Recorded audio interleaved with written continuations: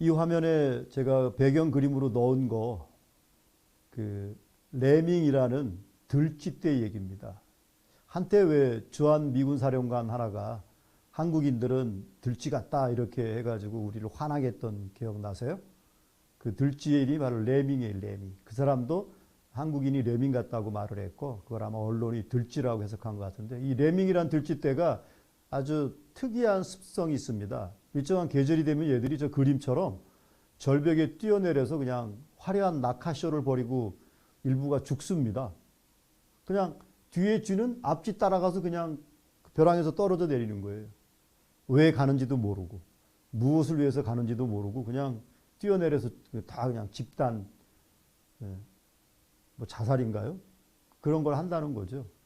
그래서 어떤 한국의 뭐랄까, 우리가 좀 유행이 빠르잖아요. 예전에 그 방 시리즈 기억해요?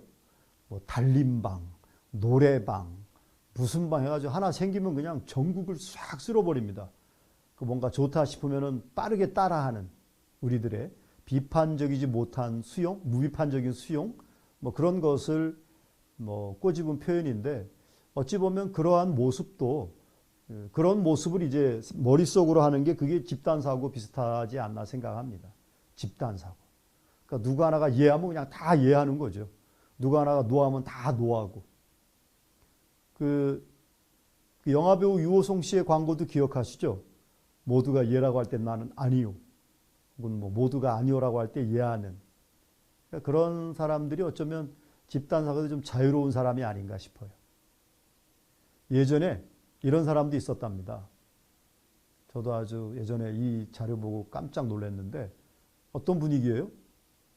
모두가 다 하이 히틀러 이러고서 인사하고 있는데, 저게 나치의 고유 인사법 아닙니까? 딱 한 사람만이, 저 둥근 붉은 원 안에 있는 한 사람만이 딱 팔짱을 끼고 아주 요즘 말로 썩소를 날리며 전방을 주시하고 있습니다. 대단한 사람 아닙니까? 그 전체주의 아주 답답한 그 시대에 모두가 이해하는데 본인만 딱 아니요 하고 있어요. 이분이 실존 인물이래요. 그 이름은 란트 메서.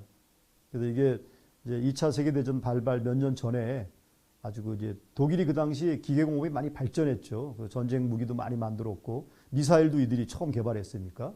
그러니까 어떤 그 군함 하나를 만들어서 이제 진수식을 하는 자리인가 봐요. 그래서 뭐 히틀러도 오고 나치의 그냥 지도자들이 다 왔는데 다들 이렇게 막 그 막 소리가 들리지 않나요? 쩌렁쩌렁. 근데 그 소리 혼자 딱 저러고 있는 거예요. 네. 그래도 나라를 사랑하셨는지 전쟁통에 나가셨다가 젊은 나이에 가셨네요. 44년에. 44년. 그러니까 이 집단 사고를 벗어난다는 게 참 쉽지 않습니다. 특히 조직에 몸담은 사람이라면, 뭐 윗분들이든 뭐 이런 분들이든. 그래서 우리가 흔히 말하는 이제 상사의 위력, 뭐 위력에 의한 뭐 점점점 우리 뭐 이런 얘기들 언론서 이제 자주 듣는 시대에 살고 있습니다만, 그게 참 쉽지 않은 거죠. 그런데 그러한 무엇에 의해서든지 그러한 집단 사고를 벗어날 수 있을 때 우리가 바람직한 전략적 의사결정을 내릴 수 있다. 자, 그럼 어떻게 해야 할까? 몇 가지 예방 방법이 있습니다. 우리가 함께 모여서 결정을 할 때 가능한 한 그 핵심 멤버 혹은 리더는 발언을 억제하라는 거죠. 가능한 한 말하지 말아라. 뭐 우리 주위에 그런 예들은 많아요. 리더가 억제하고 발언을 자제할 때 조직원들이 오히려 자유로운 그 창의적인 대안들이 많이 나옵니다. 그래서 뭐 어떤 그 제가 만났던 회사의 팀장님 한 분은 그 자기가 회의를 할 때는 이름하여 회의 이름이 아주 재밌더군요. 봉창 회의래요. 자다가 봉창 두드린다 그러잖아요. 그래서 그런 봉창 두드리는 의견을 대환영하는 그런 식의 뭐 회의 방식을 하고 자신은 조용한다는 거죠. 조용. 그래서 어떤 곳은 아예 그 리더가 자신의 발언을 억제하기 위해서 여러분 카지노 가면 쓰는 칩 있잖아요. 뭐 50, 10, 100 이런 게 있는데 이제 그거를 가지고 자기 발언 시간을 스스로 제한하는 분도 있답니다. 그리고 또 하나의 방법은 다른 사람 좀 다른 조직에 밖에 계신 분을 초청해서 객관적인 비판자 역할을 하래요. 비판자. 그러니까 저 같은 외부인을 모시는 거죠. 뭐 컨설턴트를 모시고 고문을 모시고 이래서 그런 식으로 해서 그런 좀 이질적인 생각들을 하라는 거죠. 여러분 아마 그 유명한 얘기 잘 아실 거예요. 그 매기 이론. 유럽 사람들이 청어를 그렇게 좋아한답니다.